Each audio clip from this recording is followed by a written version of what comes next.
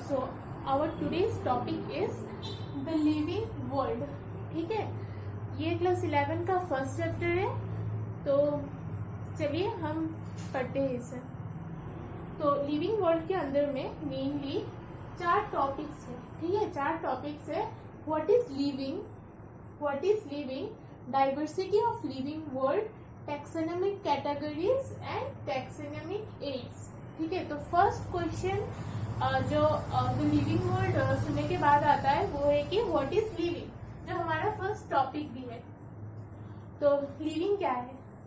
तो हम जब मतलब लिविंग सुनते हैं तो हमें क्या लगता है? तो हमें सबसे पहले ये पता चलना चाहिए कि लिविंग ऑर्गेनिजम्स क्या है। तो लिविंग ऑर्गेनिजम्स को हम कुछ कैरेक्टरिस्टिक फीचर्स से डिफाइन कर सकते हैं। ऐसे कुछ कैरेक्टरिस्टिक फीचर होते हैं जिससे हम लिविंग थिंग्स को नॉन लिविंग थिंग्स से अलग कर सकते हैं। ठीक है, तो बेसिकली 5 फीचर्स होते हैं। 5 फीचर्स होते हैं।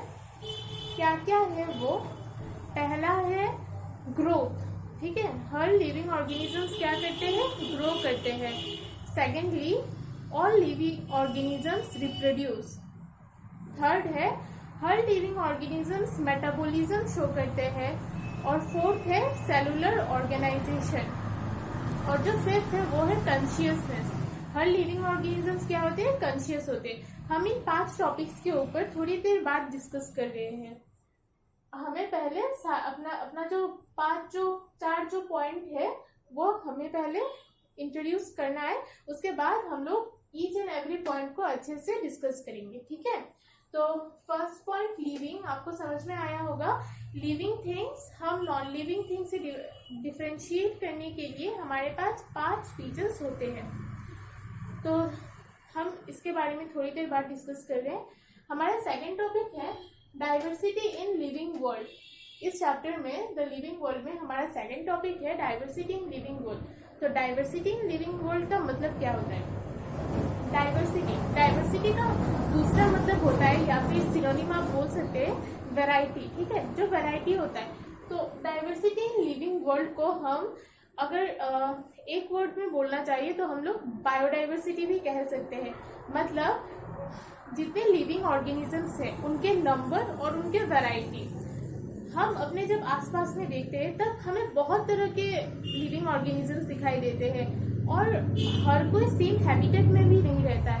आपको पता होगा हैबिटेट का मतलब होता है जो ऑर्गेनिजम्स जिस जगह पे रहते हैं वो उसका हैबिटेट होता है। ठीक है, जैसे जो पाइन ट्री होता है वो जनरली माउंटेन्स में ग्रो करती है, तो वो उसका हैबिटेट है। फिर फिशेस वो एक्वाटिक हैबिटेट में रहता है, ये आपको पता होगा। तो जो बायोडाइवर्सिटी है उसका मतलब है कि variety of organisms, living organisms का जो वैरायटी है।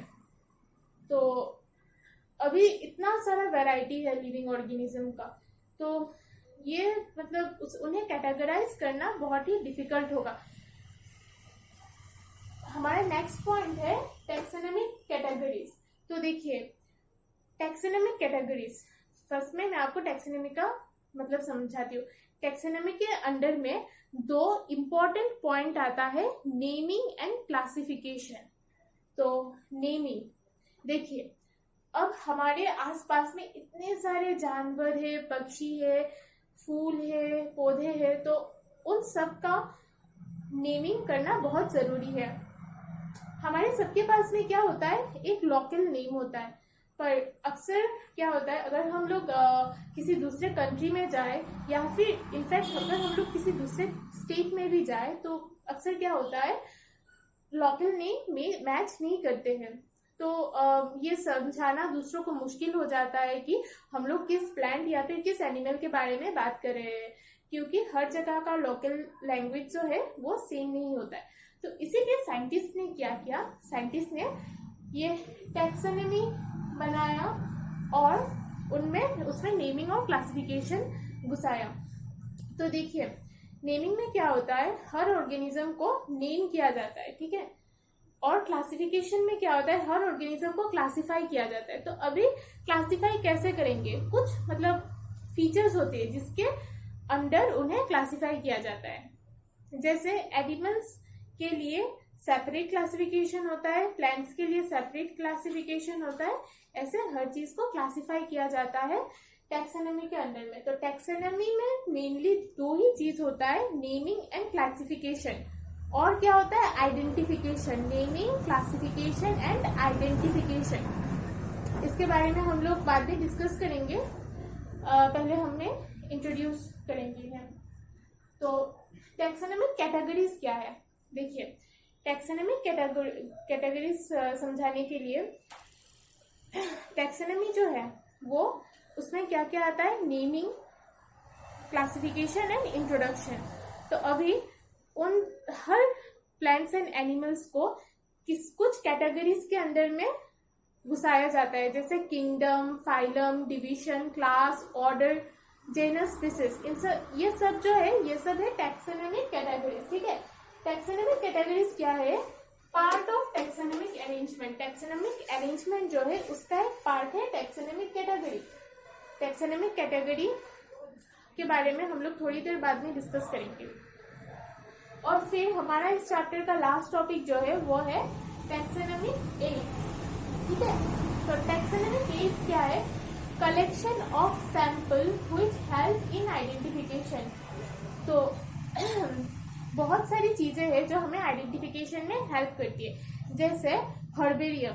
हर्बेरियम में क्या होता है, किसी भी अगर प्लांट है, हाँ, जो बहुत ही मुश्किल से पाया जाता है, तो उस प्लांट को सुखाकर ड्राई करके एक पेपर में लगाकर रखा जाता है। उसका बहुत ही लंबा एक प्रोसेस है।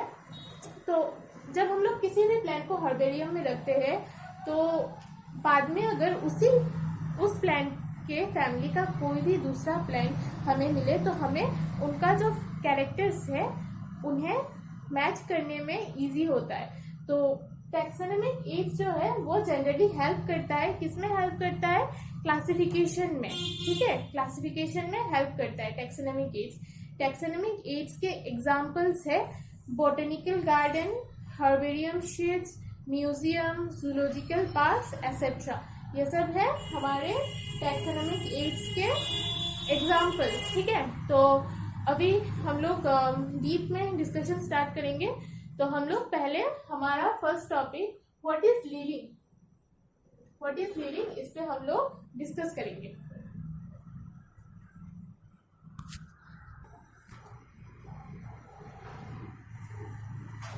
तो अब हम हमारे फर्स्ट टॉपिक लिविंग ऑर्गेनिजम्स या फिर व्हाट इज लिविंग उसके ऊपर डिस्कस करेंगे।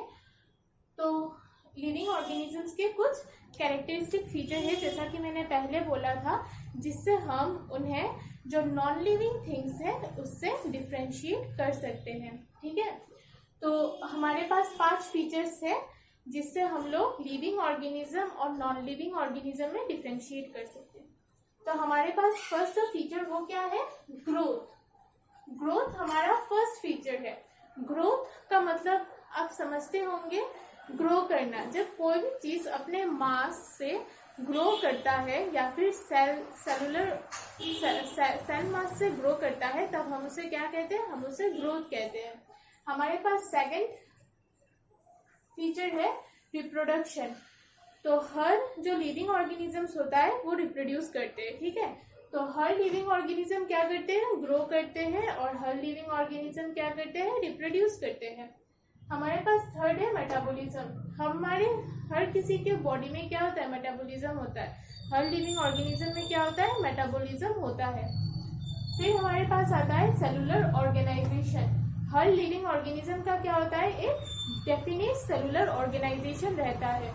और हमारे पास जो फिफ्थ है वो है कॉन्शियसनेस। हर लिविंग ऑर्गेनिज्म क्या होता है, कॉन्शियस होता है। वो हमेशा क्या करता है, मतलब कॉन्शियस होता है, आंसर करता है। हम इन सारे टॉपिक्स पे थोड़ी देर बाद डिस्कस करेंगे। तो हम लोग सबसे पहले ग्रोथ पढ़ेंगे। ठीक है, ग्रोथ को हम लोग अच्छे से समझेंगे। अच्छा, तो उससे पहले ये जो कैरेक्टरिस्टिक फीचर्स है उसमें 2 टाइप्स है, defining feature and not defining feature. जो ग्रोथ एंड रिप्रोडक्शन है ये नॉट डिफाइनिंग फीचर है। ये क्या है, ये नॉट डिफाइनिंग फीचर है। हम कह सकते हैं कि ग्रोथ एंड जो रिप्रोडक्शन है ये नॉट डिफाइनिंग फीचर है। मतलब क्या है, इसमें एक्सेप्शंस है। मैं आपको एक एग्जांपल दे सकती हूँ। देखिए जो पहाड़ है, हाँ, जो माउंटेन्स होता है वो भी क्या होता है, दिन दिन बड़ा होता है। कुछ माउंटेन्स दिन दिन बड़ा होता है, इवन कुछ रिवर्स भी दिन दिन बड़े होते जाते हैं। उनमें क्या होता है, पानी ज्यादा आ जाता है या फिर सैंड का डिपोजिशन होता है जिसकी वजह से वो बड़ा होता है, तो हम उसे ग्रोथ भी कह सकते हैं। ठीक है, तो ये हम नॉन लिविंग थिंग्स में भी पा सकते हैं। तो इसलिए क्या है, ग्रोथ एक नॉट डिफाइनिंग फीचर है, ग्रोथ एंड रिप्रोडक्शन। ठीक है, और metabolism, cellular organisation and consciousness, ये है डिफाइनिंग फीचर। ये चीजें किसमें सिर्फ पाई जाती है, ये चीजें सिर्फ लिविंग ऑर्गेनिजम्स में पाई जाती है, इसमें कोई एक्सेप्शंस नहीं रहता है। पर ये जो ग्रोथ एंड रिप्रोडक्शन जो है, इनमें ढेर सारा एक्सेप्शंस है, जिसकी वजह से हम इसे नॉट डिफाइनिंग फीचर कहते हैं। और metabolism, cellular organisation and consciousness को डिफाइनिंग फीचर कहते हैं, क्योंकि ये जो तीन है, ये तीन सिर्फ लिविंग बॉडी में पाई जाती है, लिविंग बॉडी में पाई जाती है। पर इनमें क्या होता है, इनमें एक्सेप्शंस होते हैं, इनमें एक्सेप्शंस होते हैं। ठीक है, तो अभी हम लोग ग्रोथ अच्छे से समझेंगे। ग्रोथ क्या होता है, कैसे होता है, कितने टाइप्स का होता है।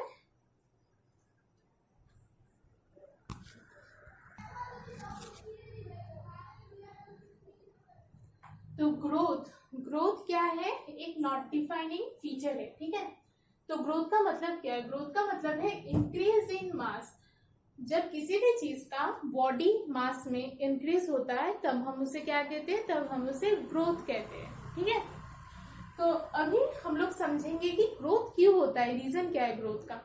देखिए, जब एनाबोलिक एक्टिविटी जो है वो कैटाबोलिक एक्टिविटी से ज्यादा होता है। एनाबोलिक एक्टिविटी क्या है, मतलब जब सिंथेटिक रिएक्शन होता है बॉडी में। सिंथेटिक रिएक्शन का मतलब क्या है, जब बॉडी अपने मॉलिक्यूल्स को बिल्डअप करता है। ठीक है, जब बिल्डअप एक्टिविटी, जब डिस्ट्रक्टिव एक्टिविटी, कैटाबोलिक एक्टिविटी को हम लोग डिस्ट्रक्टिव एक्टिविटी भी बोल सकते हैं। तो जो सिंथेटिक एक्टिविटी, सिंथेटिक रिएक्शन जो होता है जिससे हमारा बॉडी बिल्डअप करता है सेल्स, वो जब डिस्ट्रक्टिव एक्टिविटी मतलब कैटाबोलिक एक्टिविटी से ज्यादा होता है तब हमारे बॉडी में क्या होता है, ग्रोथ होता है। ठीक है, तो अभी ग्रोथ में एक नेम है डी ग्रोथ। तो डी ग्रोथ का मतलब क्या होता है, देखिए ग्रोथ में मैंने क्या कहा, जो एनाबोलिक एक्टिविटी है ये क्या होता है, ज्यादा होता है, और जो कैटाबोलिक एक्टिविटी ये क्या होता है, कम होता है। मतलब जो सिंथेटिक एक्टिविटी है, जो सिंथेटिक एक्टिविटी है वो ज्यादा होता है, और जो डिस्ट्रक्टिव एक्टिविटी है वो कम होता है।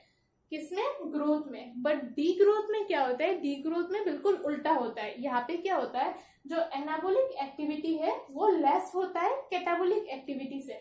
मतलब यहाँ पे डिस्ट्रक्टिव एक्टिविटी ज्यादा होता है और सिंथेटिक एक्टिविटी मतलब बिल्डअप वाला एक्टिविटी बहुत ही कम होता है, जिसकी वजह से क्या हो जाता है, डी ग्रोथ हो जाता है। तो ग्रोथ का मेन ये चीज आपको याद रखना है कि ग्रोथ किसे कहते हैं, जब इंक्रीज इन मास, जब किसी भी चीज का बॉडी मास इंक्रीज हो हम उसे क्या कहते हैं, ग्रोथ कहते हैं। ग्रोथ में फिर से टू टाइप्स है, intrinsic growth and extrinsic growth, वो हम थोड़ी देर बाद डिस्कस करेंगे।